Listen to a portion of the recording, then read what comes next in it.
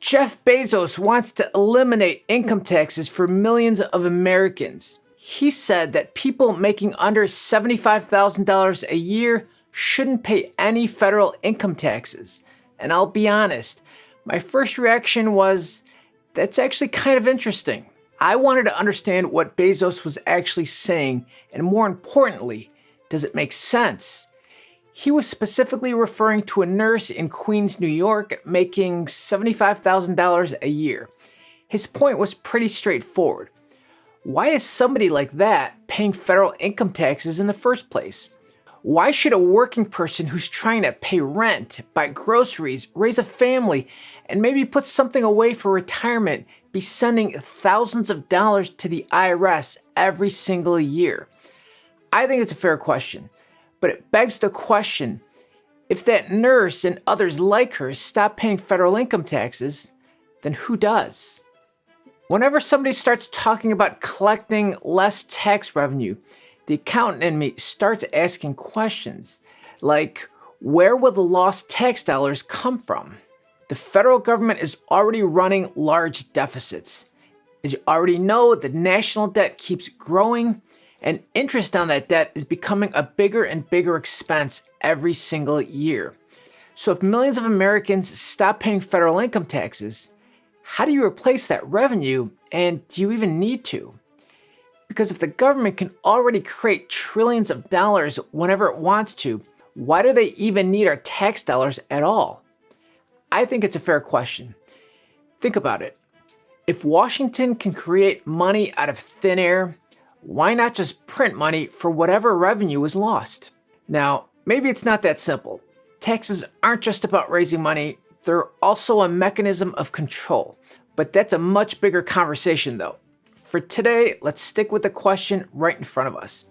If people making under $75,000 stop paying federal income taxes, how would that work? By the way, my name's Noel Lorenzana. Our mission here is to empower your financial journey with straightforward tax tips, helpful business information, and alternative financial insights you won't hear from the mainstream media. If that sounds good to you, please be sure to like and subscribe to stay connected. I think it's important to understand what Jeff Bezos is actually proposing. His focus is about workers, and his example was a nurse making $75,000 a year. His view, and I would agree, is that somebody like that is already carrying enough of a financial burden. Housing costs are up, food costs are up, insurance costs are up. Life has just gotten a lot more expensive. And if you're trying to save for retirement at the same time, good luck. His point is that if somebody is working, contributing, paying their bills, and trying to build a life, why is the government taking thousands of dollars in taxes from them every year? And honestly, I think most Americans can relate. So when Jeff Bezos says people should be able to keep more of their own money, it's not hard to see why that idea gets attention. One of the more interesting counter-arguments that I heard came from a YouTube economist whom I follow, Gary from Gary's Economics. He's really good and I recommend checking out his channel. And his point wasn't necessarily that Bezos was wrong. His point was that Bezos may have been dodging a different question entirely. The discussion that was taking place before Bezos spoke was largely about whether wealthy Americans should pay more in taxes. Whether that's right or wrong isn't the point, but that was the question being discussed. Bezos responded by changing the subject and talking about everyday workers paying less in taxes. Now, those two are very different conversations. One asks, should wealthy Americans pay more? The other asks, should working Americans pay less?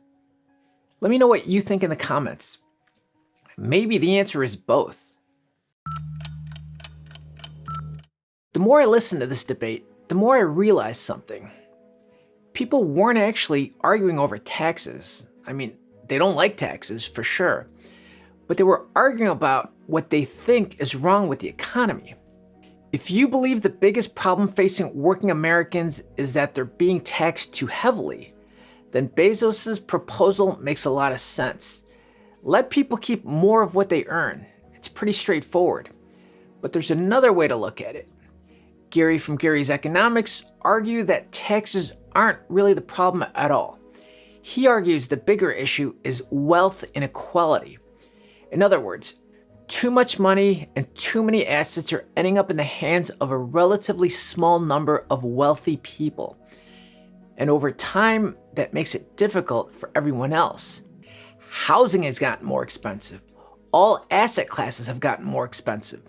The gap between people who own things and people who are trying to buy things has gotten wider. Now, whether you agree with that or not, I think it's a perspective worth considering. If the problem is overtaxed workers, then you cut taxes. If the problem is concentrated wealth, then you start looking at whether wealthy individuals should be paying more in taxes. Before Bezos made these comments, there was a growing discussion about whether billionaires should pay more taxes. That was the debate. Then Bezos comes out and says workers should pay less taxes. Now, maybe both things can be true. When I look at Bezos' proposal, I think he's right about one thing. A lot of Americans are struggling. Ordinary people who feel like they're working harder are getting less. That's real. But here's where I become a little more skeptical. If somebody making $75,000 paid less tax, would they be better off? Of course. But would it solve the bigger problem people are dealing with? I'm not so sure.